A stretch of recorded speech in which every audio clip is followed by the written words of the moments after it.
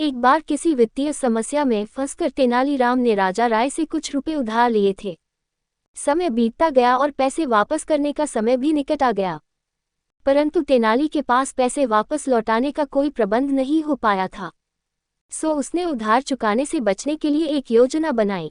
एक दिन राजा को तेनालीराम की पत्नी की ओर से एक पत्र मिला। उस पत्र में लिखा था कि तेनालीराम बहुत बीमार है। तेनालीराम कई दिनों से दरबार में भी नहीं आ रहा था, इसलिए राजा ने सोचा कि स्वयं जाकर तेनाली से मिला जाए। साथ ही राजा को भी संदेह हुआ कि कहीं उधार से बचने के लिए तेनालीराम की कोई योजना तो नहीं है। राजा तेनालीराम के घर पहुंचे। वहां तेनालीराम कंबल ओक पलंग पर लेटा हुआ था। उसकी ऐसी अवस्था देखकर राजा ने उसकी पत्नी से कारण पूछा। वह बोली, महाराज, इनके दिल पर आपके दिए हुए उधार का बोझ है। यही चिंता इन्हें अंदर ही अंदर खाए जा रही है और शायद इसी कारण ये बीमार हो गए।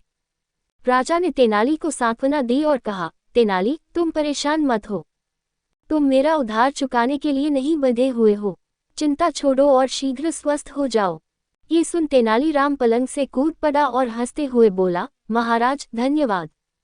ये क्या है तेनाली? इसका मतलब तुम बीमार नहीं थे। मुझसे झूठ बोलने का तुम्हारा साहस कैसे हुआ? राजा ने क्रोध में कहा, नहीं नहीं महाराज, मैंने आपसे झूठ नहीं बोला। मैं उधार के बोझ से बीमार था।